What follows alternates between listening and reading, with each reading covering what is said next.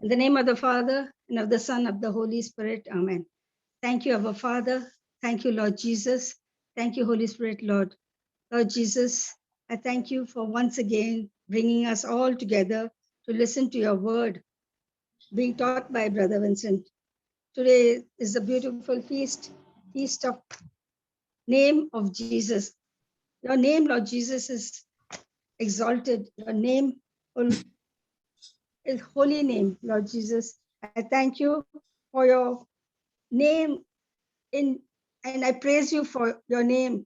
It is Jehovah, Lord Jehovah Jireh, Lord Jehovah Shalom, Lord Jehovah Sahama, Jehovah Nisi, Jehovah Helon, Jehovah Rohi, Jehovah Taskinu, Jehovah Tasbahot, Jehovah Makadishem, Jehovah Rofika, Jehovah Hesuni, Jehovah Elohinu, Jehovah Eloheka, Jehovah Elohe, Elohim, El Sadi. For your name, Jesus, for your name, Emmanuel, for your name, the word of God, your name which is exalted, your name is pleasant, your name is omnipotent, forth. Holy is your name is great and might, O Lord, for your glorious name, for your great name's sake. Your name is above every name. Your name is near to us. Your name, O Lord, is a strong tower. Lord God, I thank you for all this name, which has different meaning, for different reasons. Lord, I thank you for blessing us with your name. For your word says in Psalm 124:8, our help is in the name of the Lord who made heaven and earth.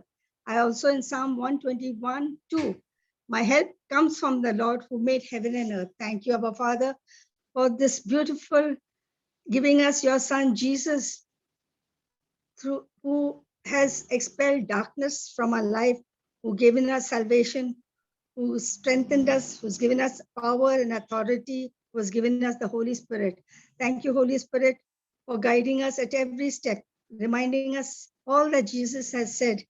And thank you, Abba Father, for loving us as you love Jesus. Yes, Lord God, I thank you for all the benefits that we have received from you from the time we are born till date, blessing each one of us, all who accept you as the Lord God and Savior. You have blessed everyone who accept you as you are the most high God, Lord God. I thank and praise you, Jesus. Thank you, Holy Spirit, Lord. Thank you, Abba Father. I make this prayer in the name of the holy and mighty name of Jesus. Amen, amen, amen. Amen. Amen. Praise God. Thank you, Jesus. Thank you, Jesus. Thank you, Sister Marcella, for leading us in that beautiful opening prayer. And my brothers and sisters, a warm welcome to each one of you. You know, today's gospel passage simply shifts the focus from the Christmas story to sometime before Jesus begins his ministry on earth.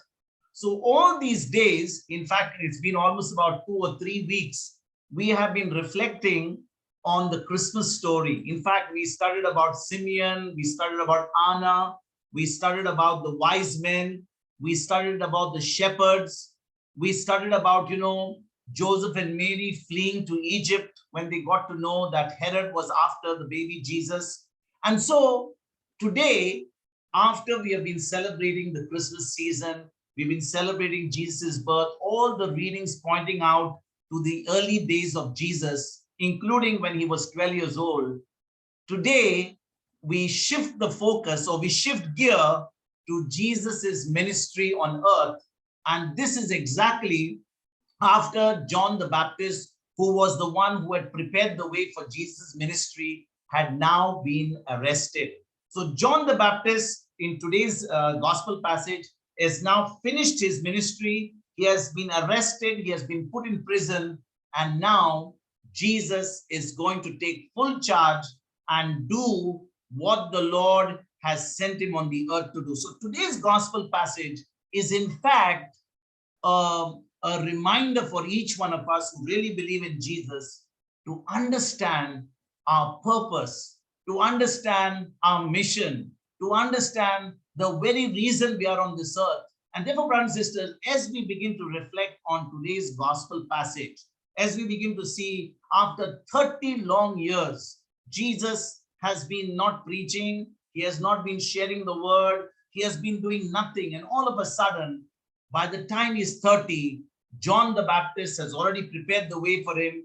John the Baptist baptizes Jesus in the River Jordan. Jesus goes into the wilderness, has an encounter, he's led by the Holy Spirit. He has an encounter with the enemy, Satan, who tempts him. But Jesus comes out from that particular situation absolutely strong in the Holy Spirit. And now he begins to hear about the arrest of John the Baptist. So today's gospel is from Matthew chapter 4, verses 12 to 17.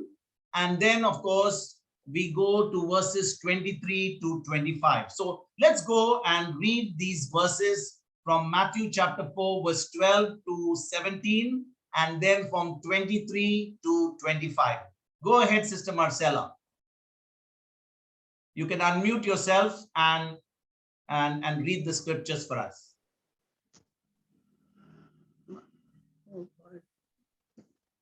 Are you able to see the scriptures? Yeah, I unmuted, right. Now, when Jesus had heard that John was cast into prison, he departed into Galilee.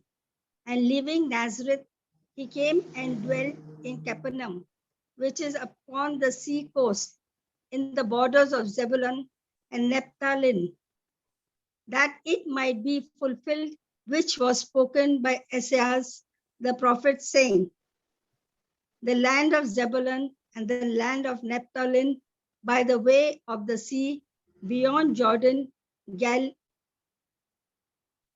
of Gentiles.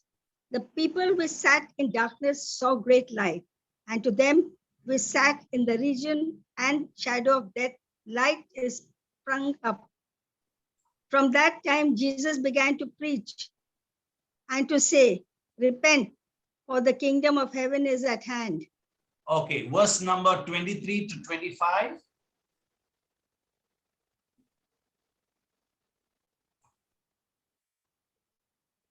And Jesus went about all Galilee, teaching in their synagogues and preaching the gospel of the kingdom and healing manner of sickness and all manner of diseases among the people. And his fame went throughout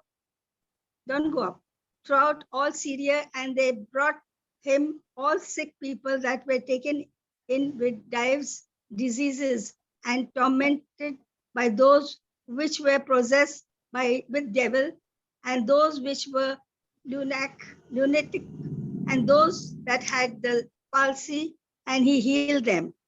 And they followed him great multitudes of people from Galilee and from Decapolis and from Jerusalem and from Judea and from beyond Jordan. Praise God. Thank you, Jesus. Thank you, Jesus. So my sisters and brothers, today, as the title, as you can see it on your screens, it says, Jesus begins his ministry. Jesus begins his ministry. And we see in verse number 12 that when Jesus had heard that John was cast into prison, he departed into Galilee. He departed into Galilee. Now, my brothers and sisters, many a times, when we read these scriptures, I'm sure we have read these scriptures so many times, and we sometimes don't even realize what happened between the start of Jesus's ministry and the arrest of John the Baptist. What we are seeing right now in today's gospel passage is the beginning of Jesus' ministry. But we can't forget this special person, John the Baptist, who had a great role to play. My brothers and sisters, the word of God we have started all these weeks, and we have seen how John the Baptist was like a forerunner. He was the one who prepared the way for Jesus. In fact, we sang this song, Prepare the Way. And it was John the Baptist who had actually prepared the way for Jesus's ministry. And sometimes we just forget, we read this verse number 12. Sometimes we just say, when John the Baptist was arrested, Jesus departed into Galilee. But my sisters and brothers, a lot happened between the temptation of Jesus A lot happened between the temptation of Jesus and the imprisonment of John the Baptist. All these things, when Jesus was in the wilderness, remember when Jesus started his ministry, Jesus started his ministry only after he received the Holy Spirit. If you read the baptism of John the Baptist, it tells us that when Jesus went to John the Baptist in the river Jordan, the heavens opened, the voice of the Father was heard, this Holy Spirit descended like a dove. Jesus was the one who was being baptized, and he received the Holy Spirit. Now, somebody will say, Jesus was God. Why did we need to receive the Holy Spirit? Remember, my sisters and brothers, Jesus came to the earth as man. So in his spirit, he was already the Son of God. He was already God, the Creator. But he was only showing each one of us the absolute importance of the Holy Spirit. And that's why later, just before he ascended into heaven, after he died and rose again, he told his disciples in Luke chapter 24, he says, do not depart from Jerusalem until the helper comes, until you receive power from on high, until you receive the Holy Spirit. And so, my sister and brothers, after Jesus receives the Holy Spirit at the river Jordan, the Spirit of God leads Jesus into the wilderness to be tempted by the devil. And for 40 days, Jesus doesn't eat anything. And so, my sister and brothers, as you read this verse number 12, a lot happened between the temptation of Jesus and the imprisonment of John the Baptist, which is written actually in John's Gospel. I'm not going to go in detail there, but just to give you just a recap or sort of a rundown between all these things. If you go to John chapter 1 verses 19, when you go to chapter 1 verses 19 right up to John chapter 3, I believe, to verse number 35 or 36, you will see so many things that happen. First and foremost, John the Baptist recognized Jesus. You will read that in John chapter 1, initially in verse number 19. Then you see later on in that same chapter, in John chapter 1, two disciples of John the Baptist begin to follow Jesus. And one of them was surely Andrew, the brother of Peter. The third thing that happens is Philip and Nathanael, they begin to follow Jesus. Philip and Nathanael begin to follow Jesus. That again is mentioned in John chapter 1. You can read all these things because, when we read Matthew chapter 12, Matthew chapter 4, verse number 12, you begin to realize a lot happened between Jesus being tempted in the wilderness and the arrest of John the Baptist. Then again, in John chapter 2, you read about Jesus performing that miracle at wedding at Cana in Galilee. He turned water into wine. Then again, later on again in the same chapter, in John chapter 2, we read that Jesus cleansed the temple. He drove away all the money changers. He overturned their tables. He drove the animals from the temple because they were misusing the temple. They were making the house of God as a place, for thieves, to carry out business. And so Jesus was absolutely upset. So he did the first cleansing of the temple in John chapter 2. Then again, in John chapter 2, again, we read that Jesus, for the first time, he prophesied of his death and resurrection. You will read that in John chapter 2, I believe in verse number 18 or 19 to about verse number 24, 25. You'll read that where Jesus begins to prophesy of his death and his resurrection. And then again, in John chapter 3, you will read that Jesus begins to minister to the people in Judea. He goes to Judea, he goes there to Capernaum, he begins to minister to them. And finally, John the Baptist's testimony at Aeon. John the Baptist was baptizing people, and his disciples began to say, look at that man, that Jesus whom you baptized. He is now teaching the word of God, and you are now. And that's the time John the Baptist made this very famous and very important statement. He says, he must increase and I must decrease. So, brothers and sisters, after John the Baptist got arrested and Jesus began to start his ministry, this is all that we read from John chapter 1 to John chapter 3, all these things that happen. So even though we are reading today's gospel from Matthew chapter 4, verse number 12, you must remember before John the Baptist got arrested, Jesus had performed all these things. He had performed all these things between John chapter 1 to John chapter 3. Amen. Let's go to verse number 2. Verse number 13, sorry. Verse number 13. Go ahead, sister. And leaving Nazareth, he came and dwelt in Capernaum, which is upon the sea coast, in the borders of Zebulun and Naphtali. Now, the word of God tells us after Jesus came to know that John the Baptist, his cousin, was arrested, Jesus left Nazareth and he came and began to dwell. That means he began to live in Capernaum, which is upon the sea coast in the borders of Zebulun and Naphtali. Now, you know, my brothers and sisters, it is important for us to have an idea what these names are really all about. You know, Zebulun was the sixth and the youngest son of Jacob by his wife Leah. You know, Leah was the first wife of Jacob. His second wife was Rebecca. And you know what happened? I believe it was Rachel. I'm sorry, it was Rachel. He wanted to get married to Rachel. And you know what happened, my brothers and sisters?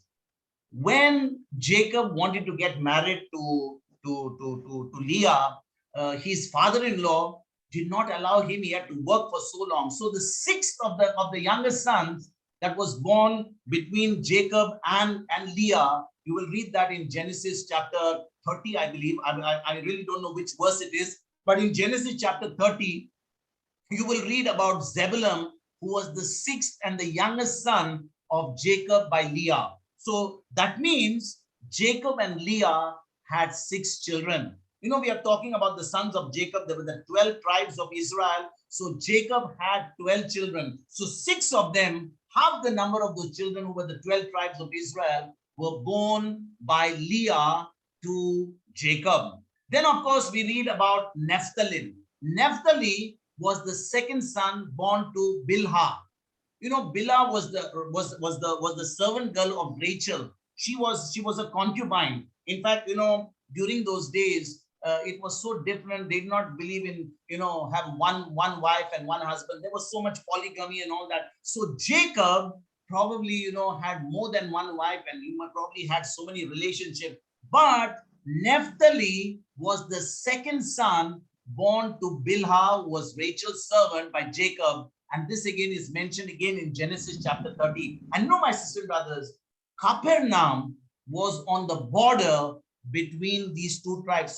So Naphtali and Zebulun, although we talk about these two cities which are tribes, which are, you know, the people of those cities were the descendants of Jacob, but Capernaum was on the border of these two tribes. So Capernaum was actually between Zebulun and Naphtali. Now, why am I telling you all this? I mean, we don't need to have any, you know, it really is not going to build us up, or it's not going to, you know, give us some extra, give us some inspiration, whether it was Zebulun or Naphtali or Capernaum. But the reason I'm mentioning this to you, my sister and brothers, is remember at the time when Jesus came to this world was in total darkness. Remember, without Christ in this world, Jesus said, I am the light of the world. So when people were born on this planet Earth, when Jesus came, they lived in total darkness. So you can imagine the land of Naphtali, the land of Zebulun.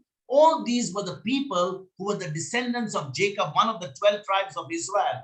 These were the two tribes. And the people who belonged to the 12 tribes, who had a covenant with God because they belonged to the 12 tribes of Israel, they were living in darkness. They were living in sin. And Jesus takes a strategic position in Capernaum, which is a border between Naphtali and Zebulun, as we shall see later why the Lord let Jesus be in that particular place. Now, the reason I said this, my sister and brothers, is for one reason.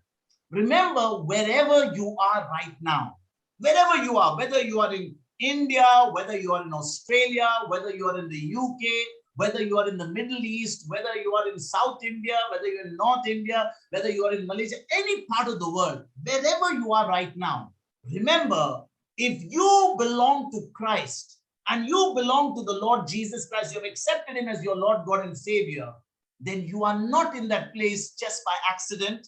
You're not just there to occupy space, but you are there because God has planted you there for a reason. And you know, sisters and brothers, the day we begin to realize that each one of us who belong to Christ, remember, if you read Ephesians chapter 1, verses 3 and 4, it says we were chosen even before the foundations of the earth.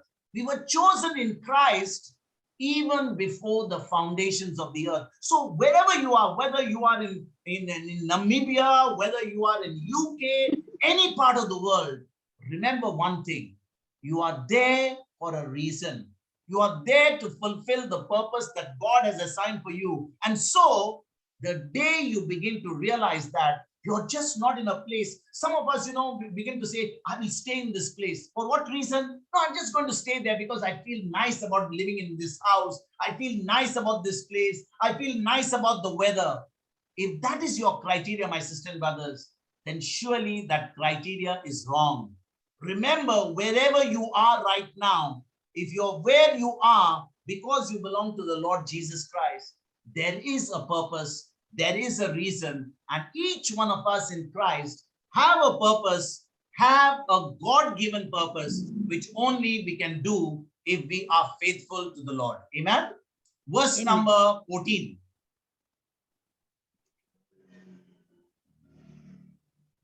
Verse number 14, Sister Marcella. It's not on. It's not on? That it might be fulfilled, which was spoken by Isaiah the prophet, saying. Okay, go and read verse number 15 as well. The land of Zebulun and the land of Naphtali, by the way of the sea, beyond Jordan, Galilee of the Gentiles. Okay, go ahead. The people which sat in darkness saw great light, and to them which sat in the region and shadow of death, light is sprung up. Praise God. Praise God. So verse number 14 says that it might be fulfilled, which was spoken by Isaiah the prophet. This is Isaiah the prophet saying, the land of Zebulun and the land of Naphtali, by the way of the sea beyond Jordan, Galilee of the Gentiles, the people which sat in darkness saw great light. And to them which sat in the region and shadow of death, light is sprung up. You know, my sisters and brothers, if you really go and see where these verses are taken from, they are taken from the book of the prophet Isaiah. Let me go and show you that. Isaiah chapter 9, verses 1 and 2. Isaiah chapter 1, verses 1 and 2. Let's read that, Sister Marcella. Isaiah chapter 9, verses 1 and 2. Please scroll down. Nevertheless, scroll down. Nevertheless, the dimness shall not be such as was in the. I can't read. Okay, let me do that. Let me do that. Nevertheless, the dimness shall not be such as was in her vexation, when at the first he lightly afflicted the land of Zebulun and the land of Naphtali, and afterwards did more grievously afflict her by the way of the sea beyond Jordan in Galilee of the nations. You know, my sisters and brothers, what we read in Matthew chapter 4, verse number 12 is actually what Isaiah the prophet had prophesied in Isaiah chapter 9, verses 1 and 2. See what it says in verse number 2. The people that walked in darkness have seen a great light. They that dwell in the land of the shadow of death, upon them has the light shined. The light has shined. You know, my brothers and sisters, it has been more than, I would say, 600 or 700 years. 600 or 700 years that Isaiah had given this prophecy. But it was only now when Jesus was born that this prophecy, which was given to the Lord through the prophet Isaiah, was coming to pass. You know, my brothers and sisters, remember this one thing. You know, all of God's promises, always come to pass. You know, God is always faithful to his word. You know, every time when we go to scriptures, you know, many a times we read the word of God, we just read it sometimes because we want to read the Bible. We want to feel that, you know, because we have read the Bible, we sometimes we take a 1 year program to read the Bible. We read Old Testament, we read Psalm, we read New Testament. Some of us in this new year would have made a resolution in order to read the Bible. But let me tell you, my sister and brothers, if you really go and start making that 1 year plan to read the Bible, at the end of 1 year, even if you're faithful, it will never help you. Why? Why it will not help you? Because you are only keen in finishing reading the Bible. The Bible is not a book to be read. The Bible is a book to be studied. It has to be studied. So even if you take about 3-4 lines of the Bible and begin to chew them and meditate on them, don't worry about quantity. Just believe in quality. Just take one parable, take a few scriptures. And you know, my sisters and brothers, as you begin to reflect on those scriptures, as you begin to read the word, the Holy Spirit will begin to start giving you revelation. So read it again and again. Start chewing it. Start meditating on it. Start reflecting on it. Start putting yourself in that situation. Start imagining yourself in that very situation and think, what would you do in that situation? Think about it now that you have the Holy Spirit in you. How would you act? For example, if you take the parable of the 5 loaves and 2 fish which Jesus multiplied, think of yourself to be one of those. Remember, those people at that time did not have the Holy Spirit. They were just going by sight. They were hardened people. But today you and I have the Holy Spirit in us. And if we can see in the Spirit that parable as it is happening, remember, you can go back in time and be there, how Jesus multiplied that bread. I tell you, my sisters and brothers, as you begin to reflect and meditate on God's word, those words will surely come to pass in your life. You know, sisters and brothers, I want to take you to a scripture. What St. Paul says, you know, in 2 Corinthians chapter 1, verse number 20. Let me show you this. I'm just tempted to take you there. 2 Corinthians chapter 1, verse number 20. Yeah. 2 Corinthians chapter 1, verse number 20. Go ahead, Sister Marcella. For all the promises of God in him are yea, and in him amen, unto the glory of God by us. So what is this verse saying? For all the promises of God in Jesus, in him, are a yes and a yes and a yes in him, amen, unto the glory of God by us. So remember, my brothers and sisters, when you and I take God's word, it's not just about hearing the word of God. It's not just about reading the Bible. It's not just about having a Bible plan in the new year, but it is all about taking the promises of God, allowing the promises of God to become flesh within us, allowing those promises of God to become, you know, real to us, allowing the promises of God to become, you know, realistic in our life, manifest in our life. That's the time we are going to see the glory of God in our life. And therefore, it is important for us not to just take the word of God and read it and, you know, just feel that we are coming to Bible class and listening to the word of God and listening to a lot of preachers. But important is we go to the word of God, we study the word of God, we let the Holy Spirit teach us the word of God, and let these truths become so real to us that now we are going back in time, going back to that situation and allowing that Spirit to show us exactly what happened so that that glory of God can even manifest in our life. Remember, Jesus is the same yesterday, today, and forever. That's what it says in Hebrew chapter, chapter 13. It says, Jesus is the same yesterday, today, and forever. And so, my sisters and brothers, let me show you this. Why I'm showing you these scriptures is I need all of us to understand that, you know, when we begin to take these scriptures, look at what it says in Hebrew chapter 13, verse number 8.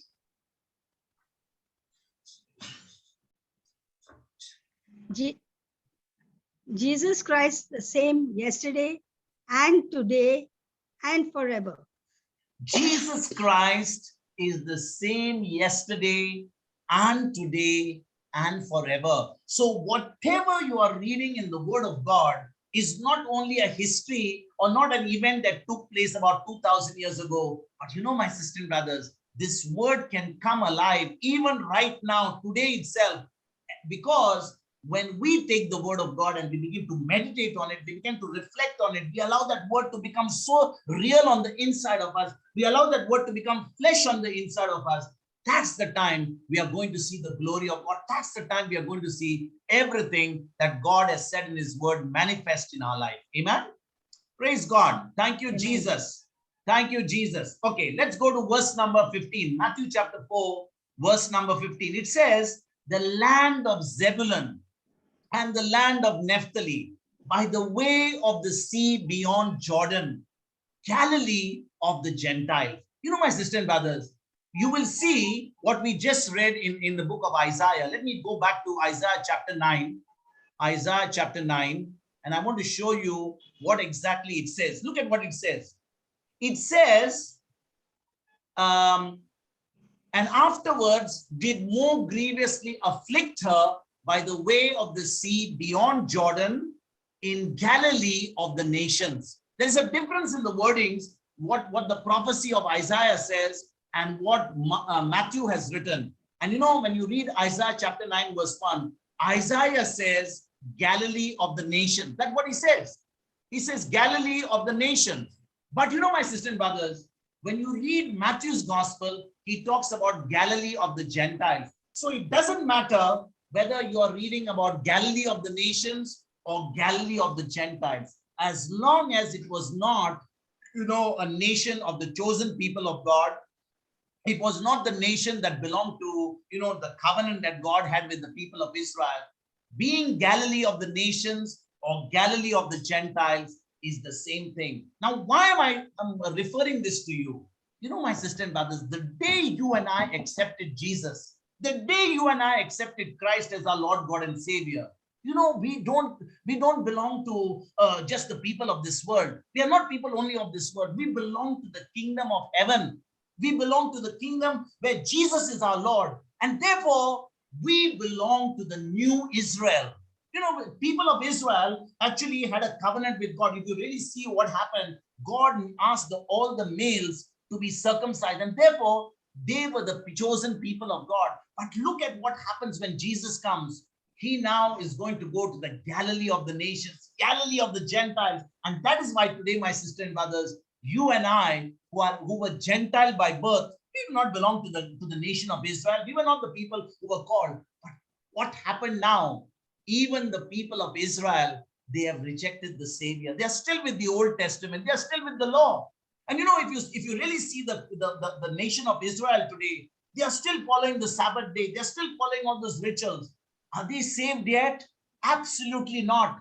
They will belong to the chosen people of God, but without Christ, even if they do everything that they are doing, they still cannot be saved because they are still following the Old Testament law, which is right now become already obsolete. And therefore, we need to pray for the nation of Israel in order to accept the Messiah. He's not coming again to save them. He will be coming as the righteous judge. And so, brothers and sisters, you and I who have accepted Jesus, we have gone ahead of the people of Israel. We now are the new Israel who now belong to the kingdom of Jesus Christ. We belong to the kingdom of Jesus Christ because we now have this new birth that we have received in Jesus Christ. What about verse number 16? See what it says in verse number 16.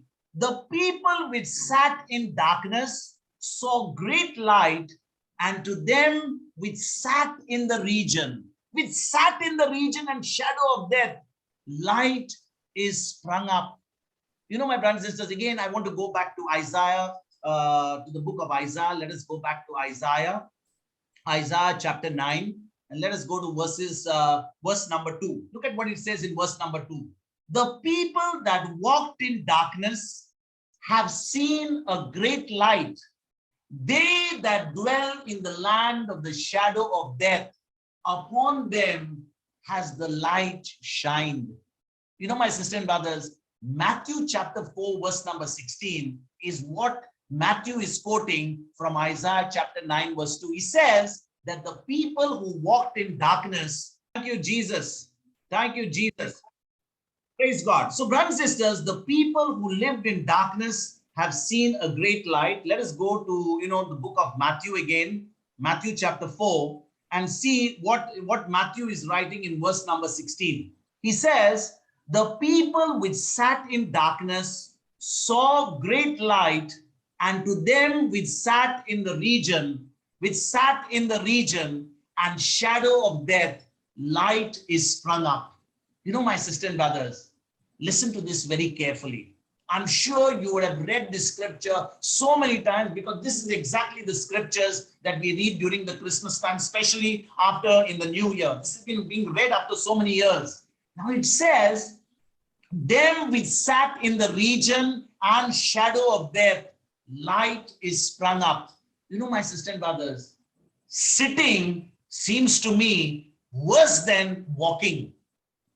Sitting is worse than walking. This word is saying that the people who sat in the region and shadow of death, light is sprung up for them. You know, my sister and brothers, think about it for a moment. A person who's sitting down in darkness is in a terrible situation. If you're walking, maybe you will walk out of that situation. But when you are sitting, nothing is going to change for you. Let me say this again.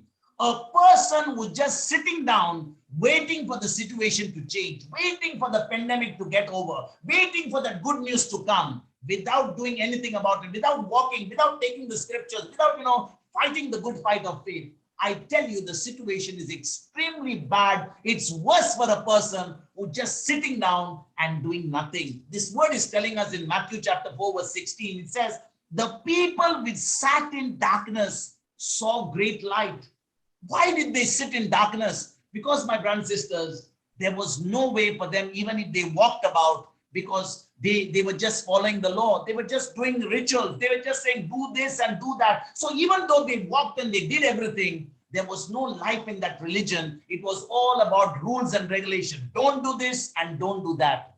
But you know, my sister and brothers, when you and I are sitting, nothing is going to be changed in our life. And you notice these people were sitting in the shadow of death. These people were in the shadow of death. And you know, my brothers and sisters, for something to cast a shadow, look at what it says. I want you to listen to every word. You know, the Holy Spirit writes something in order for us to reflect on that. And to them which sat in the region and shadow of death. That means there is a shadow. You will see a shadow only if there is light. Only if there is light. And you will see that for something to cast a shadow, it has to stand between you and the light source. Remember, if there is a light source, for example, if you're standing in the sun, or you're standing in front of a tube light, or a floodlight, or any light in your house, there is going to be a shadow cast because you're standing in front of a light source. And you know, my brothers and sisters, death, literally death, had come between God and his people in the land of Israel. And this is describing a terrible state, an absolutely terrible state. You know, my sister and brothers, many times, how many people today, even though we have got, Jesus has gone to the cross, he has given us the Holy Spirit, there are people who have still not accepted Christ. Those who have accepted Christ, they are not using what they have. And their state is so terrible because they are not tapping into grace. They are not tapping into the word of God. The word of God is the grace of God, and they are not tapping into grace. They are simply doing religion. They are simply praying. They are simply calling people and storming heavens and doing all sorts of, crazy things which people did in the Old Testament. But nobody is taking the word of God and really believing that word and allowing that word to become flesh. We saw that earlier. Every promise of God is a yes and a yes in Christ Jesus. And so, sisters and brothers, this situation of the people of Israel was a terrible state of affairs. They were living in darkness. They were sitting in darkness. They were not even walking in darkness. But today, you and I have got the Spirit of God with us. If we really believe that in Jesus Christ, then when we walk, our God walks with us. When we sleep, our God sleeps with us. When we eat, our God eats with us. When we go walking somewhere, when we run somewhere, when we are going to our workplace or going to the church or going to share the word, it's the Holy Spirit in us who's finally going to talk through us if only we believe. And therefore, brothers and sisters, this situation is also describing a wonderful thing because Jesus had come to the earth.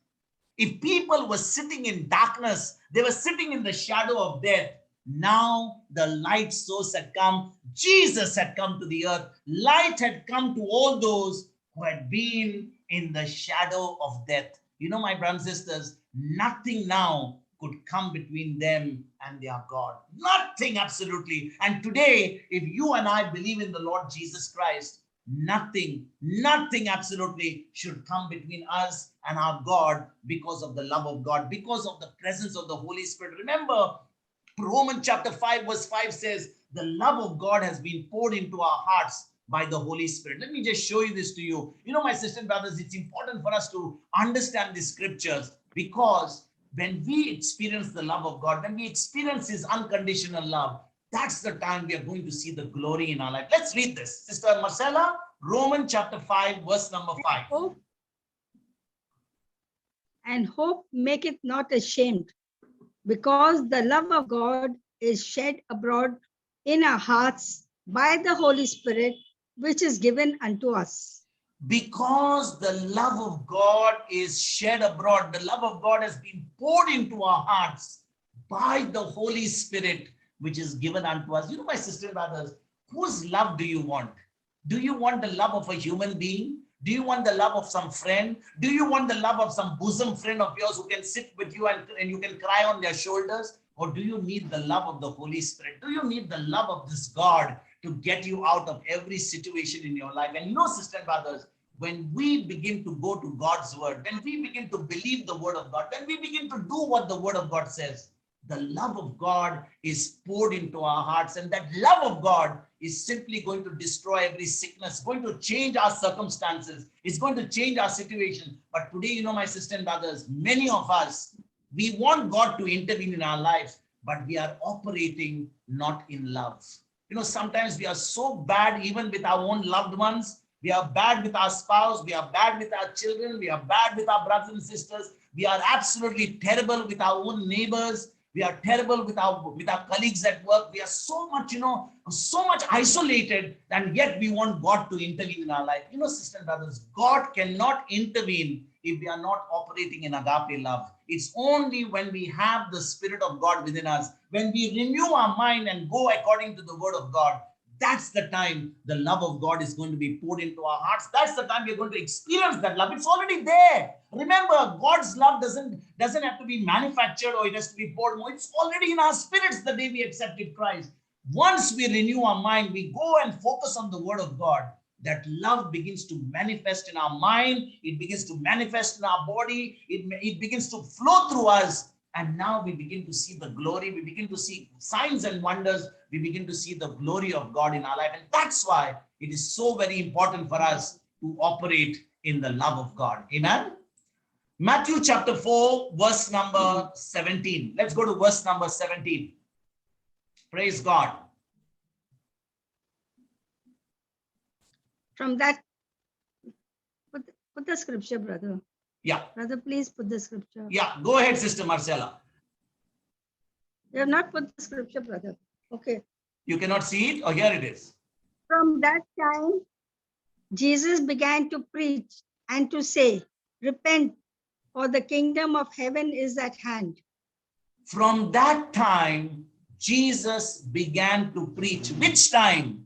After John the Baptist had gone into prison, after he had been baptized by the Holy Spirit, after he had done all these miracles, he had turned water into wine, he had been baptized by John the Baptist, he had actually prophesied about it, that all that we read between John chapter 1 to John chapter 3, after all these things had been done, now finally Jesus begins his ministry. And you know, my brothers and sisters, the phrase that we read is at hand. The kingdom of heaven is at hand. What is the meaning the kingdom of God is at hand? It is saying the kingdom of heaven had already come. The kingdom of heaven was already close to them. Why? Because Jesus was on this earth. So the kingdom of heaven with the presence of Jesus had already come, but it has still not come on the inside because Jesus had to still go to the cross. So Jesus was not prophesying, you know, when he said the kingdom, or repent for the kingdom of God is at hand. He was not prophesying about, you know, some future time of deliverance. The time was now. It was right at the moment when Jesus was preaching the gospel, because in a couple of years or 3 years, he would be going to the cross, my sisters and brothers, and everyone who believed in him would have the kingdom of God on the inside. And therefore, brothers and sisters, today, if you know, after 2,000 years, this is also true. It was not only true about 2000 years ago, but even today. Today is the day of salvation. I want to show you a scripture which we read during the season of Lent, 2 Corinthians chapter 6. I believe it is verse number 2. Can we read that, please? Verse number 2. 2 Corinthians chapter 6, verse number 2.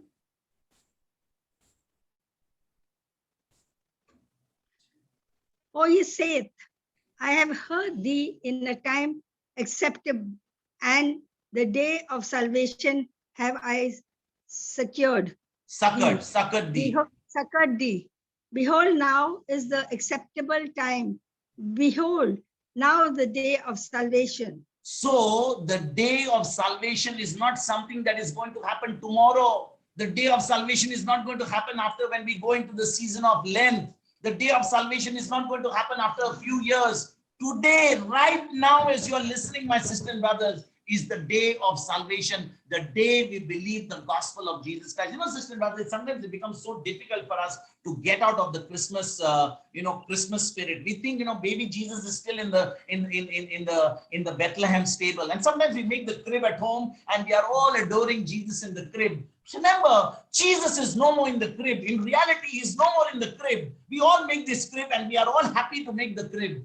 Jesus is at the right hand of the Father in heaven. And therefore, the kingdom of God, if we believe in Jesus, is already on the inside of us. It's already on the inside of us. And therefore, brothers and sisters, when the kingdom of God is already on the inside of us, we must remember that kingdom of God is not going to happen in the near future. We are not waiting for the Lord Jesus Christ, for the kingdom of God to come or for the salvation of God to come.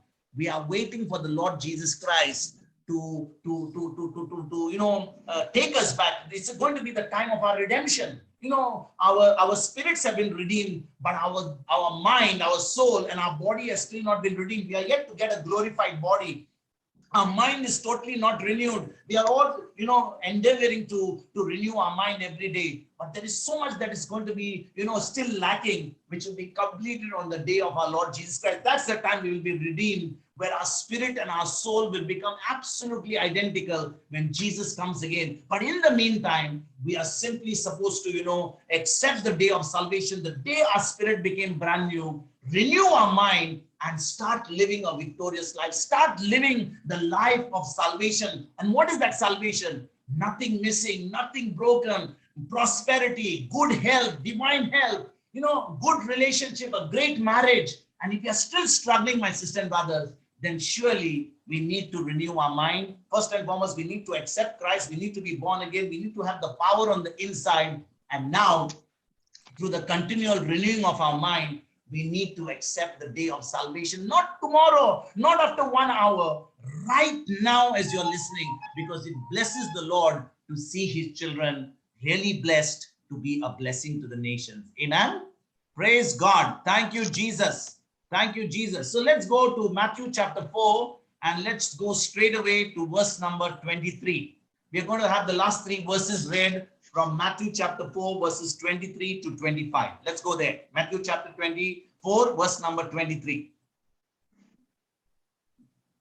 And Jesus went about all Galilee, teaching in their synagogue and preaching the gospel of the kingdom and healing manner of sicknesses and all manner of diseases among the people. And Jesus went about all Galilee, teaching in their synagogues. Where was Jesus teaching? He started off by going to their synagogues. It's like today, people gather in the church, which we call in, church. When we say people gathering together, we have a structure. We got a cross on that. We got some, altars in the church, and we call that church. But actually speaking, New Testament church is not a room or not a hall or not a particular place. It is where the people of God gather. So Jesus was now teaching in their synagogue. And you'll notice here, my brothers and sisters, that preaching and teaching were mentioned right along with healing the sick and casting out demons.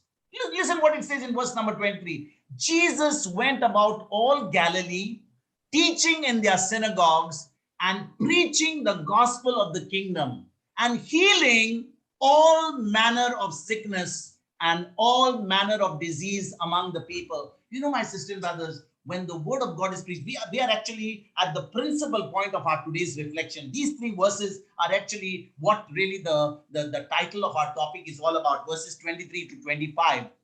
Because you must remember that in the New Testament, if anybody is going to preach the gospel, anyone is going to, teach the gospel, anyone is going to go out and proclaim the gospel, they must be born again and they must be baptized by the Holy Spirit. Because if the Holy Spirit is not present, that word will simply not be the anointed word. You will hear beautiful presentations. You will hear beautiful teachings. You will clap your hands and you'll say wonderful talk and wonderful sermon, but there'll be no anointing in the words, because it's not coming from the Holy Spirit. And when it is an anointed word, when the teaching and preaching of the gospel is according to the anointing of the Holy Spirit, there is going to be, great signs and wonders. There is going to be healing of the sick. There is going to be casting out of devils. My sisters and brothers, listen to this very carefully. It takes faith on the part of the people to receive miracles. And therefore, because we need to have faith, teaching and preaching of the word is a very important thing in order to see miracles. I don't know how many of you right now want a miracle in your life. I don't know how many of you right now are really hoping that, your situation will change. How many of you want that marriage to be healed? How many of you want that financial breakthrough? How many of you want, a loved one to be healed? How many of you are looking for the gift of a child? If you're looking for a miracle right now, remember, my brothers and sisters, it takes faith on your part in order to receive the miracle, because only when the truth is preached, when the word is preached, when the word is taught of the word of God, it also brings, miracles to pass. If you go to Mark chapter 16, I'm just tempted to go to Mark chapter 16. Mark chapter 16, verse number 20. Just look at what happened to the early church. Mark chapter 16, verse number 20. This is talking about the disciples after, Jesus had already ascended into heaven. He had already left them. He had gone back to the Father. And the disciples began to go out anointed by the Holy Spirit in order to preach. See what it happened. See what it says in Mark chapter 16, verse number 20. And they went forth and preached everywhere, the Lord working with them and confirming the word with signs following. Amen.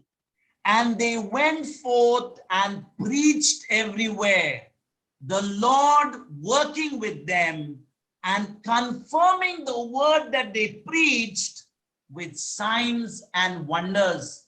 My sisters and brothers, I hope you're fully awake right now. I hope you're fully alert right now. Remember one thing, when you go to church, whenever you hear any service or you go to any particular service, if you hear the truth of God's word preached, any service, there has to be a confirmation of the word that is spoken with accompanying signs and wonders. You cannot enter that church service the same, and you cannot leave the church service the same if the truth is preached. And if you really, the truth is preached and you understood the truth as it was simplified and explained, I tell you, my sisters and brothers, that truth will set you free. Because the word that was preached, the word that was taught was the truth, and the truth will be confirmed by the Holy Spirit with accompanying signs and wonders. And therefore, sisters and brothers, one of the most important things for us to remember today is, what? There has to be signs and wonders when the true gospel is preached. If you really go to Matthew's gospel, we are actually studying Matthew's gospel, but Matthew has not written his gospel, in a very orderly fashion. It is only Luke who's written it in a very orderly fashion. That's why when you read Luke's gospel, you will see Luke's gospel in a very, I would say, in a very chronological order. He's done it in a very systematic order, right from the time, when Jesus was born, all the different ministries that he did, right from the temptation, right up to the crucifixion. He has followed a very orderly way of writing. That's how Luke has written. But Matthew and Mark and John have sometimes, missed out a lot of things, or they have not written in a chronological order. That's why it's important for us to go to Luke's gospel. And when you go to Luke's gospel, my sisters and brothers, you will see that a lot of things happen when Jesus preached the gospel. A lot of things happened because when Jesus preached the gospel, there were accompanying signs and wonders. There were great things that happened when Jesus began to preach the gospel of the Lord Jesus, of the kingdom of God. Amen. Let's go to verse number 24. Verse number 24, Matthew chapter 4, verse number 24. And his fame went throughout all Syria. And they brought unto him all sick people that were taken with divers diseases and torments, and those which were possessed with devils, and those which were lunatic, and those that had the palsy, and he healed them. Now, you know, my brothers and sisters, when you read verse number 24, it says, and his fame went throughout all Syria. I want you to look at this word, his fame. His fame. Remember, this verse and the previous verse number 23 make it very clear to us that there is a link between the fame of Jesus and the miracles that he performed.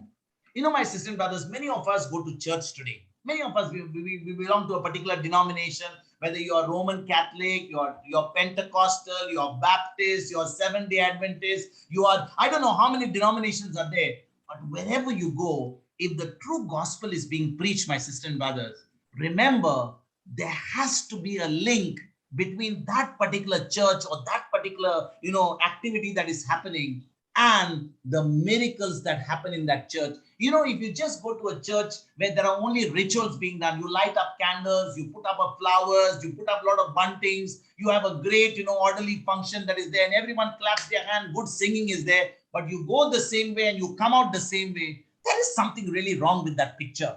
There is something really wrong with that picture. And you know, my sisters and brothers, if Jesus, the Son of God, needed miracles to get people's attention and draw, the thousands of people to him, how could any of us think we can accomplish our ministry without miracles, without signs and wonders? You know, today people want to do a lot of ministry work. They want to do great works and ministry in God's kingdom. They want to share the gospel. But you know, sisters and brothers, if there is no signs and wonders, you are really not rooted in the word. You're not really anointed by the Holy Spirit. You just go about doing things like that. Do you think that the ministry is going to grow? Is it really going to change lives? And remember, it's not about the numbers. It's about the quality. Remember, Jesus was preaching for almost 3.5 years. At the end of it, how many people did he finally get? All the people left him. 500-600 people left him. When he told them, they have to eat his flesh and drink his blood, he was left with only 12 people. And it was only, when they were actually in that upper room, that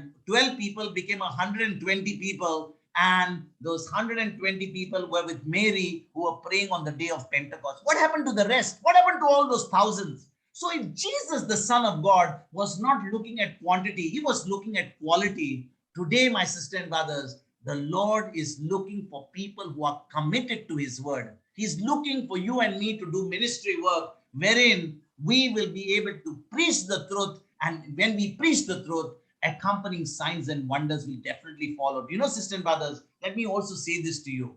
You know, the devil today, he knows that his time is up. The devil knows. The devil knows that he's got very little time left. And, he's on the rampage, literally. You know, when the time of Moses, he was killing all the young babies. And, and when Moses was found in the little pool, he was raised by Pharaoh's daughter. When Jesus was born, Herod killed all the children who were 2 years and under. Today, the devil knows that there is going to be a great move of God because it's time for Jesus' return. There is so much of evil happening. Right now, this pandemic is reaching, a different proportion altogether. In fact, right now, you will hear, you don't even need to even, sit in your room. You can be right in your bedroom and receive so much of bad news because everybody wants to, send bad news by Facebook, by WhatsApp. There'll be some lockdown. We want to announce bad news. We are so happy to announce bad news that there'll be a lockdown. There will be something happening here. We always like to, give the news about bad news. And so there's so much of bad news happening around, which is nothing but the signs of the end times. Signs that, it is time for Jesus to return. And sisters and brothers, this particular pandemic, which began with the COVID-19, it went into the Delta virus. Now it has gone into the Omicron. And I'm sure there are going to be many, many other viruses over the next few years that are going to come in. If you and I understand that you and I have got Christ on the inside of us. We are the temples of the Holy Spirit. We are not going to sit in darkness. We are going to sit in the light of the gospel, and we are going to step out and be a blessing to people, because time is short. If we are going to wait only to protect ourselves and wait us,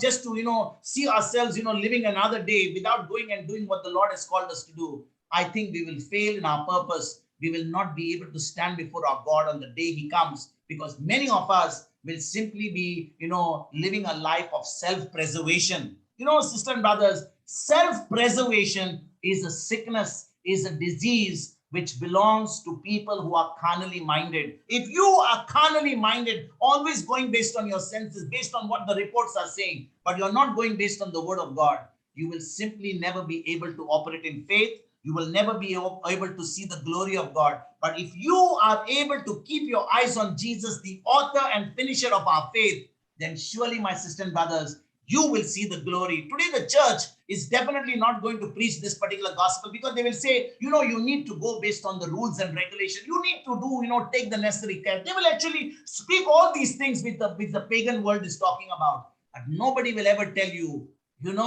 it's time for you to understand. It's time for Jesus to come. It's time for us to step out in faith and start doing and start sharing the gospel. But again, my brothers and sisters, we can only give what we have. We can only give what we have, and it's important for us to sit with the word, meditate on the word, reflect on the word, even though there's so much of bad news happening. Because if we know that we have got Christ on the inside, we have nothing to fear, because Christ on the inside is more, I would say, greater is He that is in me, greater is He that is in us, if we really believe, than the virus or anything that is in the world. Amen. Let's go to our final verse for today. Matthew chapter 4, verse number 25. Matthew chapter 4, verse number 25.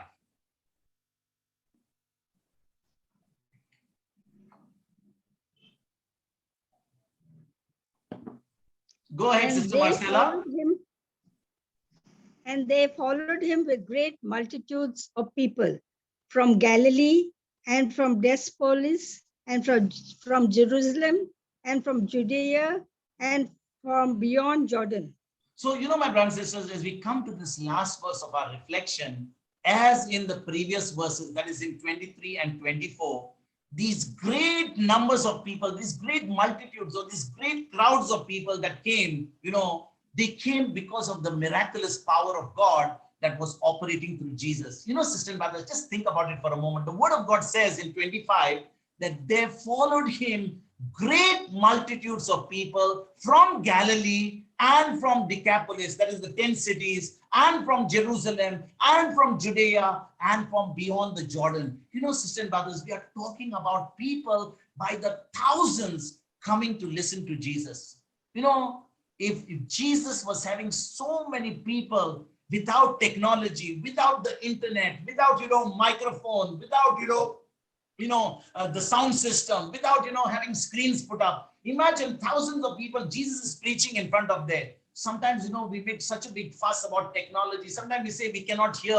Sometimes, we find excuses that, there is no AC, there is no fan, it is very uncomfortable. We are not able to sit and hear properly. My sisters and brothers, when Jesus was preaching, people did not have this comfort. Some of them used to sit on the grass. Some of them used to spend overnight on the grass. Sometimes there was no food. Jesus would preach for 2-3 days. We saw that so many times.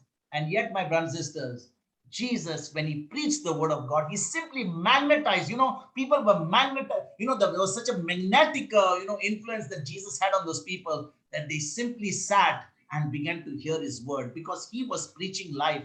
And brothers and sisters, in the same way, you and I today, we need the power of God in manifesting to draw people to the gospel. Sister brothers, we all want to preach the gospel. We all want to go and share the good news to others. We all want to give our testimonies. But sister and brothers, all our testimonies, all that we want to share should actually be the outcome of our relationship with Jesus. Once we have a relationship with him, when we know the word, once we are fixed in our mind with the word of God, surely the miracles will come. The word of God tells us people came from Jordan, they came from the Decapolis, they came from Jerusalem, they came from the Jordan side, they came from every city. And you know, sisters and brothers, all these people, they came for what reason?